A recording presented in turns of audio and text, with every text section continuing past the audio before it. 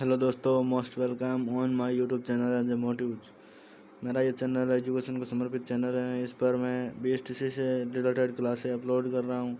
तो BSTC DLED के third paper Bharatiya Samaj और शिक्षा के यूनिट सेकंड के संबंध में हम पार्ट 1 ला चुके हैं। अब हम पार्ट 2 का अध्ययन करेंगे। अगर आप हमारे चैनल पर पहली बार विजिट कर रहे हो तो हमारे चैनल को सब्सक्राइब करें, अर्थात बेल आइकन को प्रेस करें ताकि आने वाले वीडियो का लेटेस्ट अपडेट नोटिफिकेशन आपके पास सबसे पहले आ सके। इसी प्रकार के वीडियो पाते रहने के लिए हमारे चैनल एनजे मोटिव्स को सब्सक्राइब करें। दोस्तों चलिए शुरू करते हैं, ज़्यादा टाइम नहीं गंवाते हुए वीडियो को। तो इसी प्रकार सपोर्ट बनाए रखिएगा दोस्तों।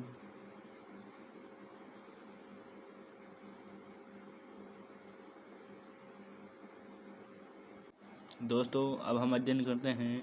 पिछले वीडियो में हमने जहाँ से अपने टॉपिक छोड़े थे वहीं से विद्यालय की संस्कृति का मध्य प्रदेश में किए गए एक अध्ययन के अनुसार पता चलता है कि सांस्कृतिक पूंजी की अवधारणा को फ्रांसीसी समाजशास्त्री बोर्दयू ने विकसित किया, जिसका मतलब ऊंची संस्कृति से संस्कारित होना है। सामाजिक चतुराई, शालीन भाषा, शिष्टाचार और फैशन आदि इस पूंजी के अंग हैं। वहीं यही वह सांस्कृतिक पूंजी है जो प्रभुत्वशाली वर्ग के बच्चों को शैक्षणिक संस्थाओं में विशेष दर्जा दिलाती है। भाषा का ही उदाहरण लें। विद्यालय में भाषा को लेकर बच्चों को काफ़ी परेशानी है। उनकी भाषा और हिंदी में काफ़ी अंतर है। बच्चे इस विद्यालय भाषा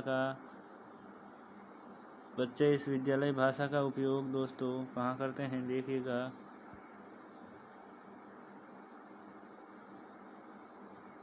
विद्यालय भाषा का उपयोग बच्चे अपने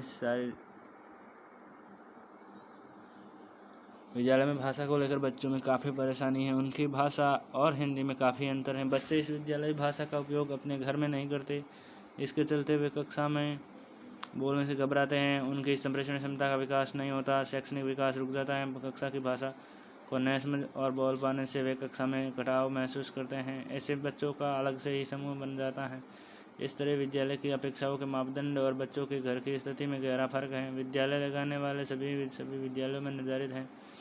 इसको बदलने का अधिकार विद्यालयों को नहीं है। ये समय उन बच्चों व समुदाय की दिनचर्या से मेल खाता है या नहीं जो विद्यालय आ रहे हैं, इसी पर भी ध्यान नहीं दिया जाता।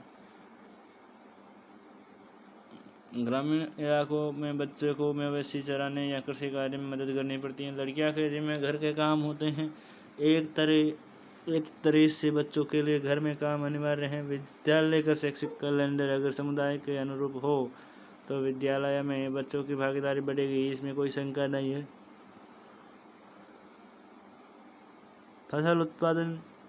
फसल कटाई के महीनों में कक्षाएं खाली रहती है। दलित व आदिवासी गांवों में मौसमी पलायन करते हैं। यही समय विद्यालय में वार्षिक परीक्षा का भी होता है। विद्यालय ऐसी जगह हैं जहाँ लोकतांत्रिक मूल्यों का विकास किया जाता है। समाज के जातीय ढांचे को चुनौती दी जा सकती है। बच्चों में किसी तरह का भेदभाव पनप रहा हो तो शिक्षक व समुदाय का ये दायित्व बनता है कि उसे खत्म करने की पहल करे, अन्यथा ये स्थितियाँ विद्यालय के अन्य नव आगंतुकों में विद्यालय के प्रति आकर्षण ही पैदा करती है। लाल बहादुर ओझा दलित, आदिवासी और विद्यालय समावेश भोपाल। जनजातीय समुदाय है। अभी समाजशास्त्र के सिद्धांतों में जनजाति को कई तरीकों से परिभाषित किया जाता है, लेकिन कुछ बातों पर आम सहमति रही है। जैसे जनजातियों में वर्ग या जाति जैसा कठोर सामाजिक विभाजन या शस्त्रीकरण नहीं होता है। जनजातियों के सामाजिक संगठन में खून के रिश्ते या बंधुत्व का बहुत महत्वपूर्ण होते हैं। हर जनजाति की अपनी विशिष्ट भाषा, संस्कृति और धर्म होता है। जनजातियाँ अपेक्षाकृत लोकतांत्रिक होती हैं और उनमें राजसत्ता ऐसी व्यवस्था नहीं होती हैं। वास्तविक जीवन में तो जनजातियाँ अनेक समाजों के प्रभाव में ऐसी बातों का आत्मसात कर लेती हैं जो उपरोक्त बातों के विरुद्ध हो सकती हैं। भारत में जनजाति ट्राइब शब्द का प्रयोग औपनिवेशिक काल में प्रारंभ किया गया था। बहुत भिन्न समुदायों के लिए इस एक शब्द का प्रयोग मुख्य रूप से प्रशासनिक सुविधा की दृष्टि से ही किया गया था। औपनिवेशिक काल में जिस तरह के बदलाव हुए, उनसे जनजातीय पहचान और आजीविका का ह्रास होने लगा। स्वतंत्रता के बाद हमारे सामने ये चुनौती थी कि जनजातियों की पहचान को बनाए रखते हुए सम्मानपूर्वक उन्हें मुख्य धारा के साथ कैसे जोड़े। संविधान में उनकी विशिष्टता को देखते हुए कुछ विशेष प्रावधान किए गए। भारत शासन किसी समुदाय विशेष को जनजातियों की अनुसूची में शामिल कर सकता है और उनके लिए विशेष प्रावधान कर सकता है। इन्हें अनुसूचित जनजाति कहा जाने लगा। अब है जनजातीय समुदायों का क्षेत्रीय विस्तार। तो भारत की जनजातीय जनसंख्या व्यापक रूप में बिखरी हुई है, लेकिन कुछ क्षेत्रों में इनकी आबादी काफ़ी घनी है। जनजातीय संख्या का लगभग 85% भाग मध्य भारत में रहता है, जो पश्चिम में राजस्थान तथा गुजरात से लेकर पूर्व में पश्चिम बंगाल और उड़ीसा तक फैला हुआ है, और जिसके हृदय स्थल मध्य से लेकर पूर्व में पश्चिम बंगाल और उड़ीसा तक फैला है, और जिसके हृदय स्थल में मध्य झारखंड, छत्तीसगढ़, महाराष्ट्र तथा आंध्र प्रदेश के कुछ भाग स्थित हैं। जनजातीय जनसंख्या की शेष 15% से 11% अधिक पूर्वोत्तर राज्यों में और बाकी के 3% से थोड़े से कुछ अधिक शेष भारत में रहते हैं। यदि हम राज्यों की जनसंख्या में जनजातियों के हिस्से पर दृष्टिपात करें तो पाएंगे कि पूर्वोत्तर राज्य में इनकी आदि यदि हम राज्यों की जनसंख्या में जनजातियों के हिस्से पर दृष्टिपात करें तो पाएंगे कि पूर्वोत्तर राज्यों में इनकी आबादी सबसे घनी है। वहाँ असम को छोड़कर कोई जाना नहीं चाहता। असम को छोड़कर कोई राज्यों में उनका घनत्व 30% से अधिक है। 3% से थोड़े से अधिक विशेष भारत में रहते हैं। से 11% से अधिक पूर्वोत्तर राज्यों में और बाकी के 3% से थोड़े से अधिक ज़्यादा शेष भारत में रहते हैं। यदि हम राज्यों की जनसंख्या में जनजातियों के हिस्से पर दृष्टिपात करें तो पाएंगे कि पूर्वोत्तर राज्यों में इनकी आबादी सबसे घनी है।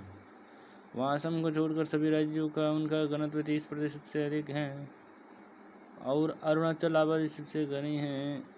वहाँ असम को छोड़कर सभी राज्यों में उनका घनत्व 30% से अधिक है।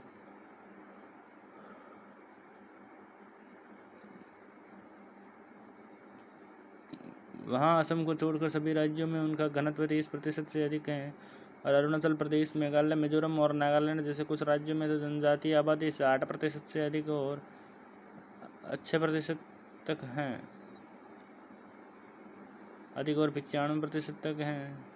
किंतु देश के शेष भागों में जनजातीय जनसंख्या बहुत कम है। इनके अतिरिक्त आवासों में पहाड़ियाँ, वन, ग्रामीण मैदान और नगरीय औद्योगिक इलाके शामिल हैं। अब है राजस्थान की जनजातियाँ। राजस्थान की आबादी में से लगभग 12.6% जनजातियों का है। भारत की जनजातीय आबादी में से लगभग 8.4% राजस्थान में रहती है। ज़्यादातर जनजातीय आबादी दक्षिणी जिलों में रहती हैं, विशेषकर बांसवाड़ा, डूंगरपुर, सिरोही और उदयपुर जिलों में। अन्य जिलों में भी जनजातीय समुदाय निवास करता है। राजस्थान में लगभग 12 जनजातियाँ हैं, जिनमें से प्रमुख है मीणा। राजस्थान की कुल जनजातीय आबादी का 53.5%, भील 39.5%। इनके अलावा ग्रासिया, डामोर, धानक और सहरिया आदि मिलकर 6% हैं। सबसे कम आबादी वाले समूह हैं नाइकड़ा, कठोड़ी, पठेलिया, कोलीढोर तथा कोकणा। जनजाति और मुख्य धारा। अगला पॉइंट है दोस्तों, जो समाज सामान्य जाति आधारित ग्रामीण और शहरी संस्कृति के अंग हो गए हैं, अरे प्राय मुख्य धारा के समुदाय माना जाता है। ये ऐसे समुदाय हैं जो राष्ट्रीय विकास का सबसे अधिक लाभ ले पा रहे हैं। इसके विपरीत वे समुदाय जो वनांचल या दुर्गम इलाकों में रहते हैं, जहाँ सब शहरी जाति आधारित गांव या शहरी अर्थव्यवस्था नहीं है। जो समुदाय अपनी विशिष्ट उत्पादन प्रणाली, भाषा एवं संस्कृति के आधार पर जीवन शैली में रहने उन्हें मुख्य धारा से जोड़ने के कारण है। उन्हें मुख्य धारा से अलग माना जाता है। तो दोस्तों जुड़े रहिए हमारे साथ। जनजाति और मुख्य धारा में देखते हैं अभी जो समाज सामान्य जाति आधारित ग्रामीण और शहरी संस्कृति के अंग हो गए हैं, उन्हें प्राय मुख्य धारा के समुदाय माना जाता है। ये ऐसे समुदाय हैं जो राष्ट्रीय विकास का सबसे अधिक लाभ ले पाते हैं। इसके विपरीत वे समुदाय जो वनांचल या दुर्गम इलाकों में रहते हैं, वहाँ जब शहरी जाति आधारित गांव या शहरी अर्थव्यवस्था नहीं है, तो समुदाय अपनी विशिष्ट प्रणाली, भाषा एवं संस्कृति के आधार पर विभिन्न शैली में रहते हैं। उन्हें मुख्य धारा से अलग माना जाता है। 1960 के दशक में समाजशास्त्रियों के बीच इस कथन को लेकर वाद विवाद होता रहा है कि क्या जनजातियों को मुख्य धारा के जाति आधारित कृषक समाज का एक प्रकार माना जाए अथवा वे पूर्ण रूप से एक भिन्न प्रकार के समुदाय हैं। जो समाजशास्त्री पहले ही पक्ष के थे, उनका कहना था कि जनजातियाँ जाति आधारित कृषक समाज से मौलिक रूप से भिन्न नहीं है, लेकिन उनमें स्तरीकरण बहुत कम हुआ है, उनमें असमानता कम है और संसाधनों के स्वामित्व के मामले में वे समुदाय आधारित अधिक और व्यक्ति आधारित कम हैं। किंतु दूसरे पक्ष का कहना था कि जनजातियाँ जातियों से पूरी तरह भिन्न होते हैं, क्योंकि उनमें धार्मिक या कर्मकांडी दृष्टि से शुद्धता और अशुद्धता का भाव नहीं होता, जो कि जाति व्यवस्था का केंद्र बिंदु है। संक्षेप में जनजाति और जाति के बीच के अंतर को 3 भागों में या 3 आधारों पर देखा जा सकता है। एक है सूचिता या असूचिता। संबंधित धारणाओं व जातपात का प्रचलन न होगा, सामाजिक संगठन, समता और बंधुत्व पर आधारित होना, धार्मिक विश्वास का आधार जीववादी होना, अर्थात उनके अनुसार मनुष्य के साथ साथ पेड़ पौधे, पर्वत, पठार, नदी आदि भी जीवित व्यक्ति होते हैं। जनजातियों का सामान्य समाज में सम्मिश्रण की प्रक्रियाओं में काफ़ी भिन्नताएं रही हैं। अलग अलग समय में अलग अलग प्रक्रियाएं हैं, जैसे संस्कृतिकरण, हिंदू युद्ध में हराए गए कबीलों को शूद्र वर्णों के अंतर्गत शामिल करना, स्वतः ही हिंदू, इस्लामी या ईसाई संस्कृति ग्रहण करना आदि क्रियाओं द्वारा भारतीय समाज में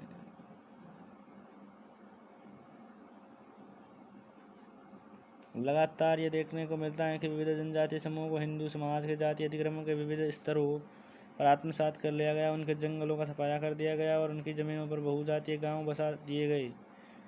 कुछ लोगों द्वारा इसे स्वाभाविक प्रक्रिया के रूप में देखा गया है, जिसके द्वारा जनजातियों को हिंदू समाज के जातियों के रूप में आत्मसात कर लिया गया, जबकि अन्य लोगों द्वारा इसे शोषणात्मक प्रक्रिया माना गया। विशेषकर 20वीं शताब्दी में समाजशास्त्री A.R. देसाई भारतीय चिंतकों को 3 वर्गों में बांटते हैं। पहले वर्ग में विशुद्ध जनजातियों को रखते हैं, जो मुख्य धारा से कटकर शिकार व संग्रहण का जीवन चला रही हैं। दूसरे वर्ग में ऐसे समुदाय को रखने वाले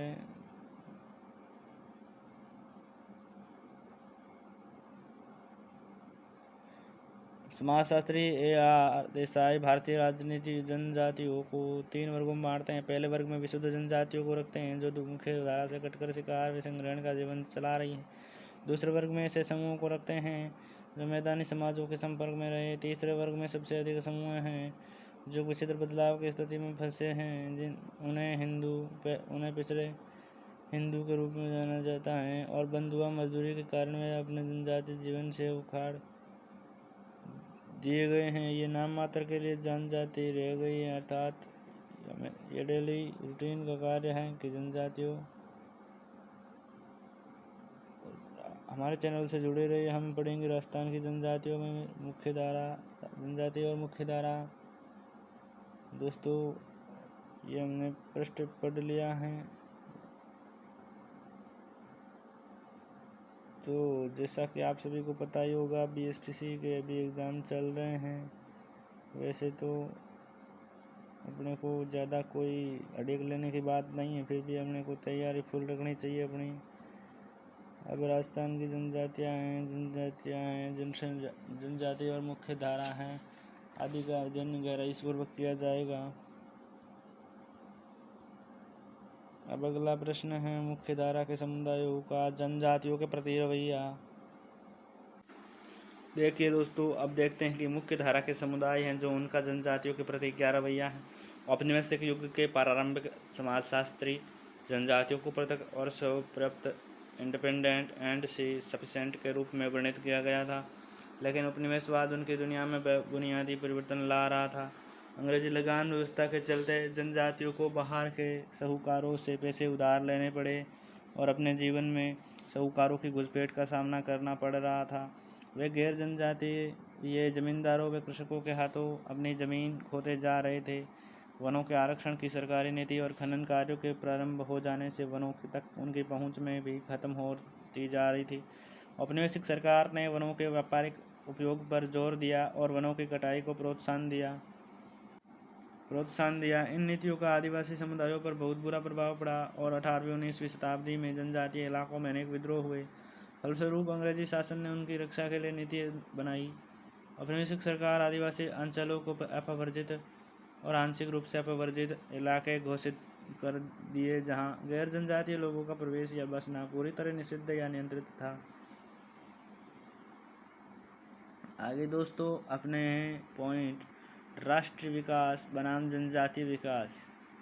तो दोस्तों इसमें देखिएगा कि स्वतंत्रता के बाद शासन की अपनी विकास की अवधारणा के आधार पर जनजातियों की आवश्यकता को समझने और उनके लिए नीतियों को बनाने की कोशिश रही। राष्ट्रीय विकास के नाम पर विशेष रूप से नेहरू युग में बड़े बड़े बांध बनाए गए, कारखाने स्थापित किए गए और खानों की खुदाई शुरू की गई, क्योंकि जनजातीय इलाके देश में खनिज संपन्न और वनाच्छादित भागों में स्थित थे।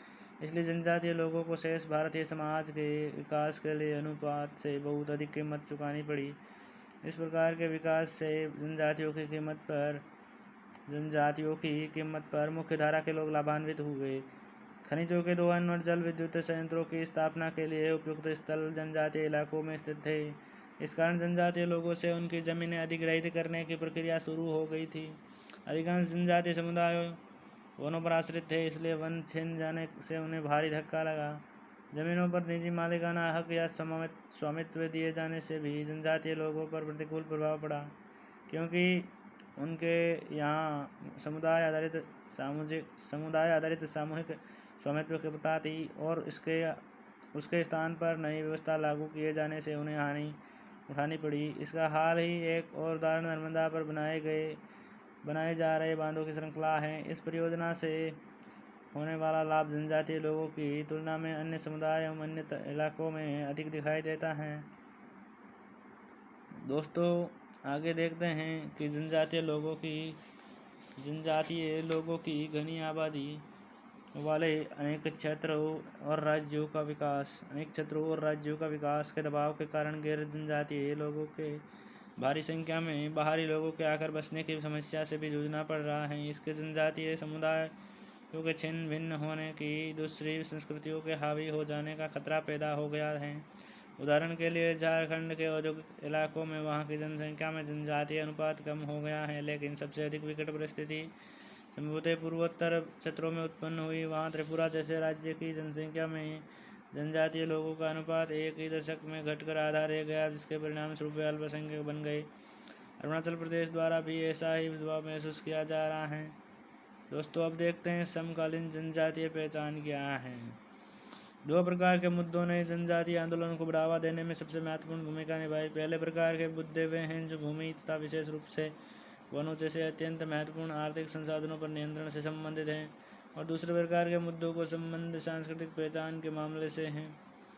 जनजातीय समुदायों में स्ने एक शिक्षित मध्यम वर्ग का उदय हो रहा था। पूर्वोत्तर राज्यों में तो ये एक सर्वाधिक दृष्टिगोचर हो रहा था, लेकिन अब ये देश के अन्य भागों में भी विशेषकर बड़े जनजातीय समुदायों के सदस्यों में साफ तौर पर दिखाई देने लगा है। आरक्षण की नीतियों के साथ मिलकर शिक्षा एक नागरिक व्यवसायिक का निर्माण करती है। ज्यों-ज्यों जनजातीय समाजों के अधिकारों के अंतर बढ़ता जाएगा, अर्थात उनके भीतर वर्ग एवं विभाजन का विकास होता जाएगा, त्यों-त्यों जनजातीय पहचान का दावा किए जाने के लिए भिन्न आधार विकसित होते चले जाएंगे।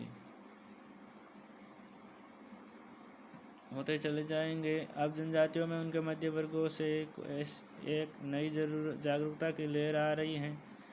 ये मध्यम वर्ग स्वयं भी आधुनिक शिक्षा और आधुनिक व्यवसाय का परिणाम है। ये मध्यम वर्ग किस हद तक पूरी जनजाति के हितों को आगे रखता है और किस तरह की बातों को बढ़ावा देना चाहता है और किस तरह आधुनिकता और जनजातीय परंपराओं का मिश्रण करेगा, ये बातें बहुत गहरे रूप आदिवासी भविष्य को तय करेगा। देखते हैं जनजातीय शिक्षा की क्या क्या समस्याएं थी। हमने देखा कि भारतीय जनजातियां आज अपने अस्तित्व के लिए संघर्ष कर रही हैं। एक तरफ उनके जीविका के साधन जैसे जंगल और जमीन नष्ट हो गए हैं या छिन रहे हैं, दूसरी तरफ उनकी समतामूलक सामाजिक संस्थाएं विलुप्त होती जा रही हैं, और उसके साथ ही उनकी भाषा और संस्कृति भी। अपने जीविका के साधन, सामुदायिक जीवन प्रणाली और एडिट कर दिया। जंगल और जमीन नष्ट हो रहे हैं या छिन रहे हैं, दूसरी ओर उनकी समतामूलक सामाजिक संस्थाएं विलुप्त होती जा रही हैं, और उसके साथ ही उनकी भाषा और संस्कृति भी। अपने जीविका के साधन, सामुदायिक जीवन प्रणाली और संस्कृति के खोने के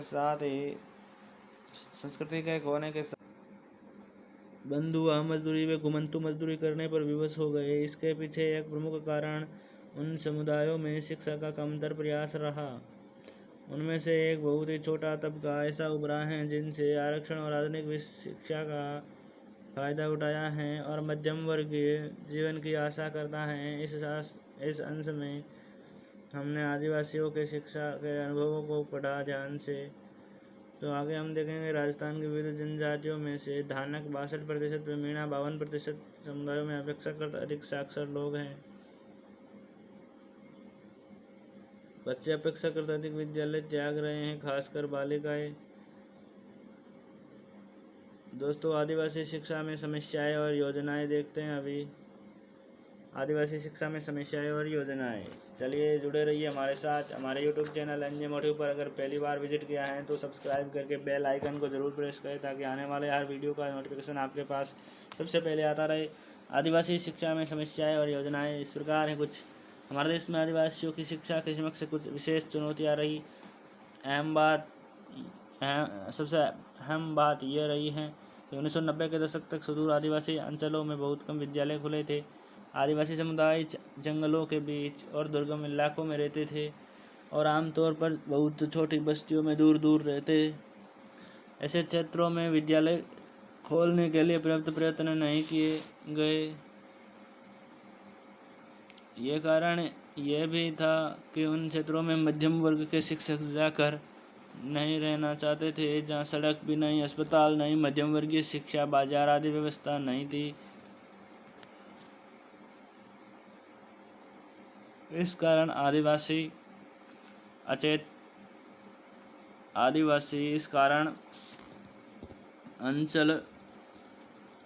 आदिवासी अंचलों में प्रशिक्षित शिक्षकों की कमी रही, और जो शिक्षक पदस्थ थे वे भी बहुत अनियमित रहे दोस्तों, जिसमें आगे चलकर यही अनियमित रहे।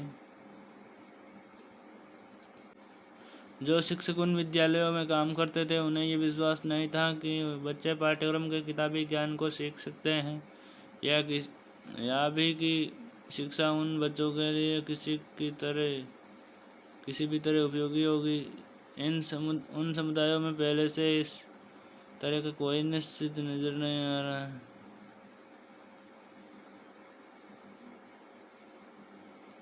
दोस्तों, आगे की तरफ बढ़ते हैं।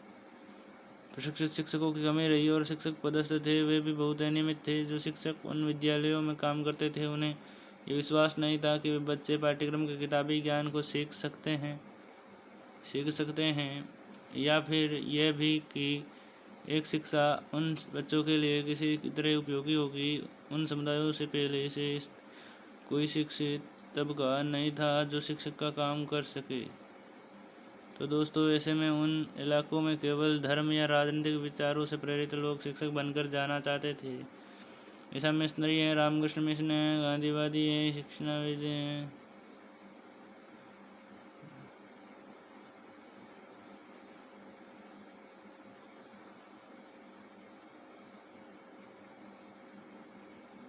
ऐसे में उन इलाकों में केवल धर्म या राजनीतिक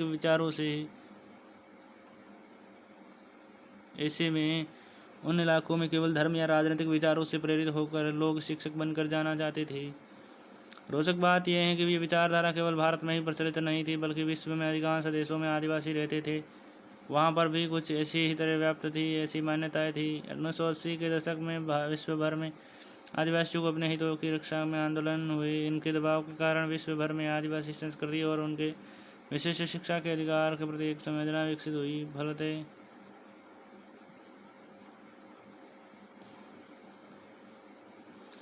1994 में संयुक्त राष्ट्र संगठन ने आदिवासी दशक की घोषणा की। साथ में संयुक्त राष्ट्र संगठन ने आदिवासियों के अधिकारों की घोषणा की प्राप्ति के लिए ये दे दिए। अब धारा 13 क्या कहती हैं दोस्तों कि आदिवासियों का ये अधिकार है कि वे अपने इतिहास, भाषाएं, मौखिक परंपराएं, दर्शन, लेखन के तरीके, साहित्य को पुनर्जीवित करें, उन्हें विकसित करके अपनी भावी पीढ़ियों तक पहुंचाए। ये धारा 13 में उल्लेखित हैं। धारा 14 आदिवासी लोगों का ये अधिकार है कि वे अपनी ही शैक्षणिक संस्थाएं स्थापित करें, नियंत्रण में रखें, जिनमें उनकी ही भाषाओं में उनकी ही संस्कृति के अनुरूप शिक्षा दी जाए। एक अन्य प्रस्ताव में संयुक्त राष्ट्र ने सदस्य देशों से आग्रह किया कि वे अपने आदिवासी लोगों के सहयोग से ऐसे कदम उठाएं ताकि उनके इतिहास, परंपराएं, संस्कृति और अधिकारों के बारे में ज्ञान को संवर्धित करें और